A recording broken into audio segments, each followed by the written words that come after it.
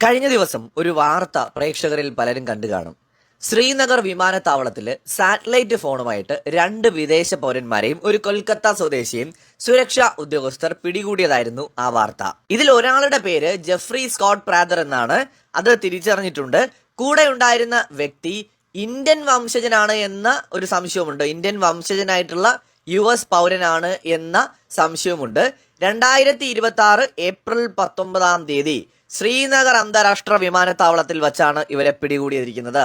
ശ്രീനഗറിൽ നിന്ന് ഡൽഹിയിലേക്ക് എയർ ഇന്ത്യ വിമാനത്തിൽ യാത്ര ചെയ്യാനെത്തവയായിരുന്നു ഇവരെ സംശയാസ്പദമായ സാഹചര്യത്തിൽ പിടികൂടിയത്. ലഗേജ് പരിശോധനയ്ക്കിടെ ഇവരുടെ ബാഗിൽ നിന്ന് ഗാർമിൻ എന്ന് പറയുന്ന ബ്രാൻഡിന്റെ സാറ്റലൈറ്റ് കമ്മ്യൂണിക്കേറ്ററും GPS ഉപകരണവും കണ്ടെത്തുകയായിരുന്നു. ഇന്ത്യയിൽ മുൻകൂർ അനുമതിയില്ലാതെ സാറ്റലൈറ്റ് ഫോണുകൾ ഉപയോഗിക്കുന്നത് ഇന്ത്യൻ ടെലിഗ്രാഫ് ആക്ട് പ്രകാരം നിരോധിച്ചിട്ടുള്ളതാണ്. ഭീകരവാദ ഭീഷണി നിലനിൽക്കുന്ന ജമ്മു കാശ്മീർ പോലുള്ള സ്ഥലങ്ങളിൽ ഇതിന് അതീവ ജാഗ്രതയുണ്ട്. തൽക്കാലം പ്രാഥമിക ചോദ്യം ചെയ്യലിന് ശേഷം കൂടുതൽ അന്വേഷണത്തിനായിട്ട് ഇവരെ പോലീസിന് കൈമാറിയിരിക്കുകയാണ്. ട്രക്കിങ്ങിനായിട്ട് ഉപയോഗിക്കുന്ന ഉപകരണമാണെന്നും ഇന്ത്യയിലെ നിരോധനത്തെക്കുറിച്ച് അറിവില്ലായിരുന്നു എന്നുമാണ് ഇവർ നൽകിയ വിശദീകരണം. ഇന്റലിജൻസ് ഏജൻസികൾ ഇവരെ വിശദമായി തന്നെ ചോദ്യം ചെയ്തു വരികയാണ്. ഇതൊരു ഒറ്റപ്പെട്ട സംഭവമല്ല. കുറച്ചുനാൾ മുൻപ് അസമില് സമാനമായൊരു സംഭവം റിപ്പോർട്ട് ചെയ്തിരുന്നു.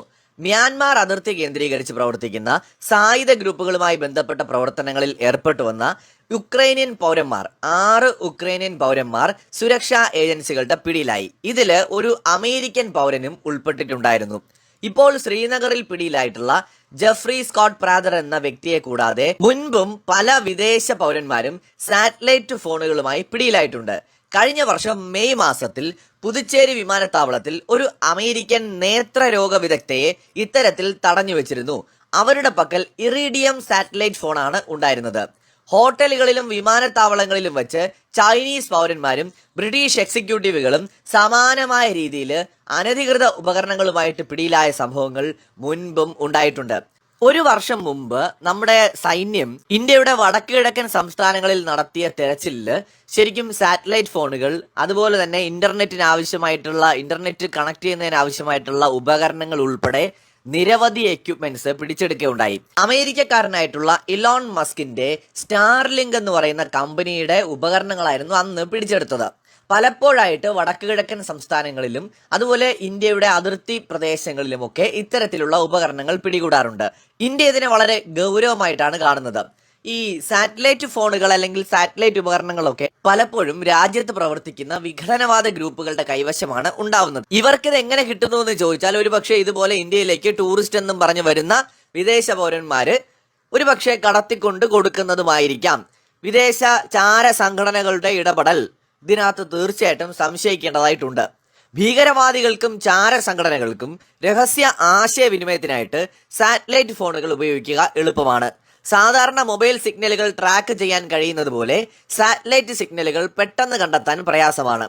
മുംബൈ ഭീകരാക്രമണ സമയത്ത് ഭീകരർ ഇത്തരം ഫോണുകൾ ഉപയോഗിച്ചതിന് ശേഷമാണ് ഇന്ത്യയിൽ ഇവയ്ക്ക് കർശനമായ നിരോധനം ഏർപ്പെടുത്തിയിരിക്കുന്നത്. 2026 മാർച്ചില് മിസോറാം അതിർത്തി വഴി മ്യാൻമാറിലേക്ക് കടക്കാൻ ശ്രമിച്ച 6 ഉക്രൈനിയൻ പൗരന്മാരെയും അമേരിക്കൻ പൗരനെയും NIA അറസ്റ്റ് ചെയ്തത് വളരെ ഗുരുതരമായ ആരോപണങ്ങൾ നിലനിൽക്കുന്ന പശ്ചാത്തലത്തിലായിരുന്നു. ഡ്രോൺ സാങ്കേതിക വിദ്യയിലും രഹസ്യ ആശയവിനിമയത്തിലും വിദഗ്ധരായിരുന്നു പിടിയിലായ ഇവർ.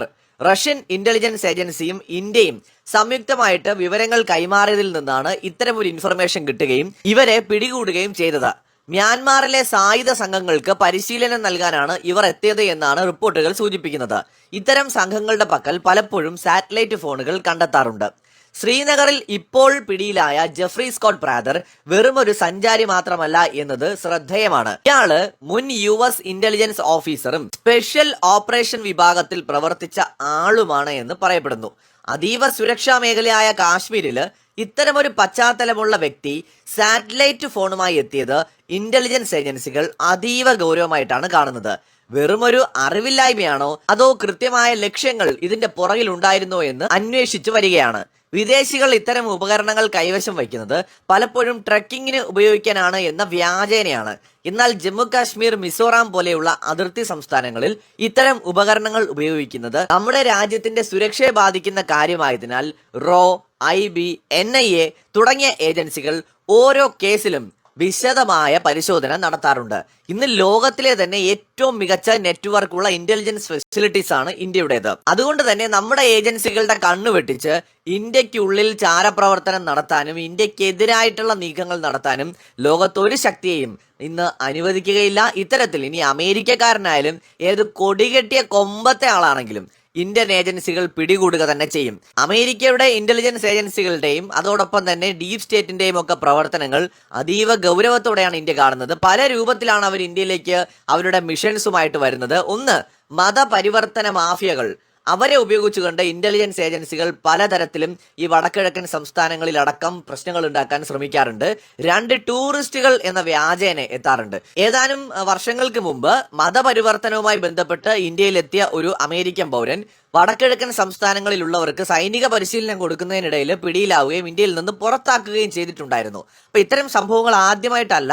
നിലവിൽ പിടികൂടുന്നവരെ ഇന്ത്യ വളരെ കർശനമായ അന്വേഷണത്തിന് വിധേയമാക്കുകയും കസ്റ്റഡിയിൽ വെക്കുകയുമാണ് തൽക്കാലം ചെയ്യുന്നത്. തീർച്ചയായിട്ടും ഈ വിഷയം വളരെ സീരിയസ് ആയിട്ടുള്ള ഒന്ന് തന്നെയാണ്. മറ്റൊരു വീഡിയോയുമായി വീണ്ടും കാണാം.